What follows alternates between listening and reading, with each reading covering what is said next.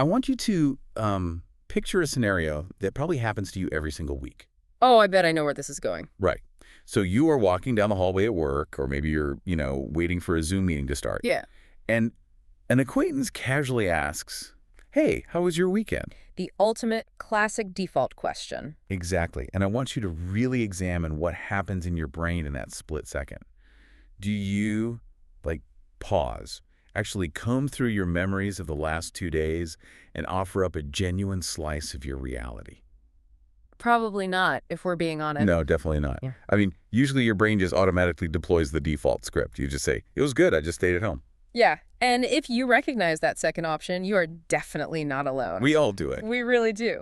But you might be operating a little bit more like a machine than you realize. Which is kind of terrifying to think about. It is, because it's the ultimate default setting for modern social interaction. We rely on these pre-programmed scripts heavily because, well, they save us energy. Right, they're efficient. Exactly. They get us through a hallway encounter without requiring any real cognitive load. And, more importantly, without requiring any vulnerability. That's a huge point. Vulnerability is risky. Right. But when we prioritize that kind of frictionless efficiency, we often sacrifice actual communication in the process. And that tension is exactly what we are decoding today in our deep dive. I'm really looking forward to this one. Me too. We are looking at a short, but honestly incredibly sharp excerpt from a piece simply titled "Not Dung Podcast," which roughly translates to podcast content. It's a great piece. It really is. Our mission today is to look at the mechanics of how we speak and figure out how to stop sounding like robots and start sounding like actual human beings. Yeah, and the source material we are diving into, it's quite brief, but it offers this highly practical critique of how we approach language. It really packs a punch. It does. It challenges the standard framework where we, judge speaking based on mechanical or grammatical correctness. Right, the whole "did you use the right verb tense" thing. Exactly. Instead, it steers the focus entirely toward genuine human intent. It asks us to consider not just the output of our words, but the internal engine that is driving them. Okay, let's unpack this. Because the source starts with that very specific, universally familiar example we just mentioned. The hallway interaction. Right. It says verbatim, "If someone asks about your weekend and you still say, 'My weekend was good, I stayed at home,' we seriously need to talk." I love how blunt that is. Yeah, it's great. And then it follows up with this very pointed observation. It says, "It is not incorrect, but it sounds like a robot wrote it." What's fascinating here is the author's deliberate separation of the concepts correct and human. Oh, that's an interesting way to look at it. Yeah, because most of us, especially during our time in the educational system or, when learning a new language, we are conditioned to prioritize correctness above all else. Right. You just want to get the A on the test. Exactly. We are evaluated on a binary scale. Did you use the proper verb tense? Is your syntax ordered properly? So it's very pass or fail. Right. And in that context, "My weekend was good, I stayed at home," is an A+ sentence. There is no structural flaw whatsoever. I mean, the subject agrees with the verb, the past tense is accurate, there are no dangling modifiers. Yep. It is a completely bulletproof statement. But that bulletproof nature is actually the problem. Wait, how so? Well, the sentence is essentially a defensive mechanism. When you put up a flawless, grammatically perfect shield, you ensure that no one can critique your language. Ah, I see. You're playing it safe. Exactly. The cost of wearing that armor is that you also ensure no one can actually connect with you. Oh, wow. Yeah, that makes a lot of sense. Right. A robot, or a basic text generation algorithm, easily produces factually accurate, grammatically perfect statements. Sure, they do it all the time now.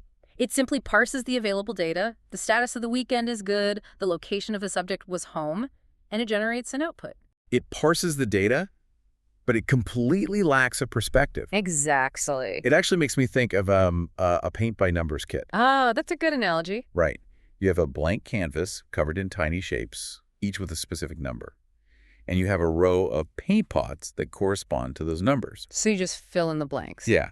If you follow the instructions to the letter, if you put the exact shade of blue exactly where the number 4 tells you to put it, you will undoubtedly produce a picture of a sailboat or a landscape. A recognizable image is totally guaranteed if you follow the rules. But nobody is going to walk into your living room, look at that paint-by-numbers canvas, and mistake it for a masterpiece. Definitely not. Because even though the colors are technically in the right boundaries, there is no art to it. There's no unique human touch, no interpretation, no soul. Yeah, it's just mechanics. Exactly. That robotic sentence from our source text is the conversational equivalent of a paint-by-number sailboat. It's recognizable as a conversation, but it's totally hollow. And that hollowness is precisely what the text is pushing back against. Right. When the author says, let's make you sound like a real human being, they are implying that our default state, relying on perfectly constructed but empty sentences, operates well below our potential for connection. We're basically selling ourselves short. Exactly. We are choosing safety and mechanical precision over the messy, organic reality of engaging with another mind. Which is much harder to do. It is. We treat a social interaction as a task to be completed rather than an opportunity to be explored. So if we recognize that this robotic correctness is a trap, the immediate question is why our brains prefer it. Yeah, why do we default to the robot mode? Right. And the source text has a very specific answer for this. It points directly at the mechanisms of language acquisition. Okay. It makes the claim that real speaking does not come from memorizing pages of vocabulary. By targeting the rote memorization of vocabulary, the source is actually critiquing a much larger cognitive framework. How do you mean? Well, when the primary method of learning or improving a language is memorizing lists of words, we are essentially trying to turn the human brain into a dictionary. Oh, right. Just cramming words in there. Exactly. We are building a static database of terms that just sit there waiting to be retrieved. We basically treat the brain like a hard drive. Yes, perfect way to put it. And if your brain operates as a hard drive, then speaking simply becomes an act of querying that database. Just running a search function. Right. Someone asks you a question, your brain runs a quick search for the corresponding vocabulary, it strings those words together using the grammatical rules you also memorized, and it outputs the result. And that mechanical process entirely explains the robotic weekend response. Exactly. Because the database doesn't have feelings, it doesn't experience the weekend, and it certainly doesn't have a desire to share. It only stores data and retrieves it upon request. Yes. Okay, I have to play devil's advocate here for a second because the logic gets a little slippery for me. Sure, go for it. Don't you absolutely need a vocabulary database to speak? Well, yes. I mean, I cannot form a sentence, let alone an authentic, deeply human sentence, without those foundational building blocks. Right, you need the words. Exactly. If I literally do not know the word for weekend or home, I can't communicate at all. I'd be reduced to just, pointing and shrugging. Which isn't very effective. Right. So it seems kind of counterproductive to dismiss vocabulary memorization entirely. That tension is completely understandable, but it requires us to really distinguish between the presence of vocabulary and the driving force behind it. Okay. The source text isn't suggesting that words are unimportant or that a broad vocabulary is useless. So it's not anti-vocabulary. Not at all. The critique is focused on the hierarchy. The text argues that rote memorization should never be the primary engine driving your speech. Okay, walk me through that distinction. How do we separate the words from the engine? Let's move away from mechanics and think about music. Specifically, think about a jazz musician. Okay, I'm with you. To play jazz, a musician absolutely must learn their scales, their chords, and their theory. That is their vocabulary. Right, they have to know the notes. Exactly. But if that musician walks onto a stage and simply plays scales up and down the fretboard from memory, they aren't playing jazz. No, they're just practicing out loud. Right. They're just reciting auditory data. It's technically flawless, but nobody wants to buy a ticket to listen to it. Exactly. The actual the art only happens when the musician has a feeling, an idea, or a reaction to the other players on stage. Oh, that makes so much sense. Right. That internal impulse is what reaches into their knowledge of scales and pulls out the right notes in a specific, organic way. So the tools serve the intention. Precisely. When we rely solely on memorizing vocabulary pages, we are just practicing scales in public. That's a great way to put it. We treat language as a math problem to solve. Find the right word, apply the proper tense, generate output, and in doing so, we strip out the human element entirely. Yeah, that makes a lot of sense. The vocabulary needs to be summoned organically by a desire to express something rather than being the starting point itself. Exactly. Because if you start with a memorized list, you inevitably end up sounding like someone reading off a list. Which is exactly what the robot response is. Right. Which brings us to the core thesis of this text.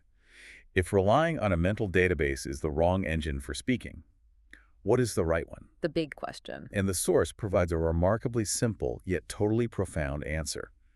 It says, real speaking comes from a need to connect. If we connect this to the bigger picture of human sociology, that single sentence redefines the entire purpose of communication. It really does. It completely shifts the act of speaking from being a mere exchange of informational data to being a fundamentally social act. It changes the entire goal of opening your mouth in the first place. Exactly. When that acquaintance in the hallway asks, "How was your weekend?" they are almost never requesting a factual, chronological log of your whereabouts for the past 48 hours. No, they'd probably be terrified if you gave them one. Right. They don't actually need the data. What they are doing is extending a bid for human connection. A bid for connection. I like that. They are throwing a metaphorical line across the void that exists between two isolated minds, hoping to find an anchor. Yeah. The internal need to bridge that gap, the desire to acknowledge another human presence and validate your own, that is the engine that generates authentic speech. Here's where it gets really interesting, especially when we think about how this plays out physically in our daily lives. Okay, I'm intrigued. If true communication is driven by that need to connect, it makes me think about the physical act of playing a game of catch. Oh, like throwing a baseball. Exactly.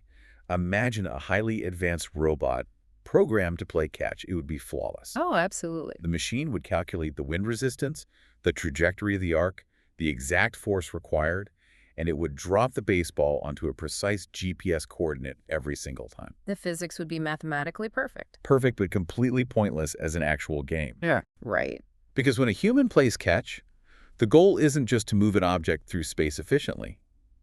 A human throws the ball with the specific intention that the person standing across from them will catch it. Oh, that's so true. You make eye contact before you throw. You adjust the speed of your throw based on whether you are playing with a 5-year-old child or a college athlete. You're adapting to the receiver. Exactly. You release the ball, and your body immediately anticipates the return. The joy, the entire purpose of the activity, exists in the exchange itself. The internal intention entirely changes the physical delivery of the ball. That analogy perfectly illustrates the mechanism the source material is highlighting. Oh, good. When we speak without the underlying need to connect, when our brain just outputs, "My weekend was good, I stayed at home," we are acting as that robot dropping a baseball onto a coordinate. We don't care if they catch it. Exactly. We aren't looking to see if the other person actually catches the meaning. We aren't adjusting our delivery to invite them to throw a thought back to us. We are just depositing syllables into the air. We are checking off a social box. Task completed. Hallway interactions survived. Survived, but not really lived. Right. But when you shift your engine, when you speak from a genuine need to connect, the mechanics of the language suddenly become secondary to the intention. Mechanics don't matter as much. Think about times you've spoken with someone who is very passionate, but perhaps stumbling over a new language, or even just someone who is nervous. Oh, yeah, like someone giving a heartfelt toast. Exactly. They might use the wrong verb tense. They might have to pause and visibly search for the right vocabulary word. Yeah. But as a listener, you rarely care about the grammatical errors because you can feel the intention behind the words. The intention smooths over the mechanical flaws. You feel a human being reaching out to you. The need to connect is the invisible force that gives language its warmth, its unique cadence, its empathy. That's the soul of it. Yes. It is the only thing that turns a string of phonetic sounds into a lived conversation. The listener processes the vulnerability of the speaker trying to connect, and that vulnerability is far more engaging than a perfect, sterile sentence. It really is the difference between hearing a computerized text-to-speech voice read a poem and hearing the actual author read it out loud. That is a perfect example. The words on the page are identical. The vocabulary is exactly the same. But one performance has a heartbeat, the pauses of natural breath, the inflection of lived experience. And the other is just data. Exactly. And that brings us right back to the opening challenge of the source text. Sounding like a real human being isn't some advanced conversational technique you have to master. It's not a new skill to learn. No, it is our natural default state when we are children. It's a state that we slowly bury under layers of social anxiety and a desire to be flawlessly correct. We unlearn how to be human. We do. The source text is essentially urging us to strip away that protective layer of robotic perfection. It's asking us to embrace the messy, necessary, and sometimes uncomfortable vulnerability of real connection. It is honestly amazing how much depth exists in such a brief piece of text. It really is. To distill everything we've explored today for you, Sounding like a real human being has absolutely nothing to do with avoiding mistakes. Not at all. It isn't about maintaining a flawless command of syntax, and it isn't about downloading an encyclopedic vocabulary into your brain. The transition from robot to human relies entirely on your internal intention. It requires a fundamental paradigm shift. You have to stop viewing language as a performance of correctness that is being graded and start utilizing language as an instrument designed for connection. So I want you to remember the challenge laid down by this text. The next time you are standing by the coffee machine or waiting for those last few people to join the video call. We all know that awkward silence. Right. And someone casually asks you about your weekend, try to catch your brain before it runs the script. Hit pause for a second. Exactly. Don't just boot up the database and deliver a robotic, paint-by-numbers status update. Actually look for the connection. Throw the ball so they can catch it. Yes. Offer them a genuine throw in that game of catch. Share a tiny piece of your actual reality, even if you stumble over the words, even if the grammar isn't pristine. Our daily routines are already filled with enough automated responses and robotic processes. We desperately need more people willing to take the risk of actually talking to one another. We really do. And as we wrap up this deep dive, I want to leave you with a thought to mull over as you go about the rest of your day. It's a good one. It builds directly on this idea of the need to connect. If it is true, as this source so sharply argues, that authentic speaking only occurs when there is a genuine internal desire to bridge the gap between two minds, then I want you to ask yourself something. How much of the talking you do every single day is just robotic filler? How much conversational noise are you generating simply because you are afraid of the silence?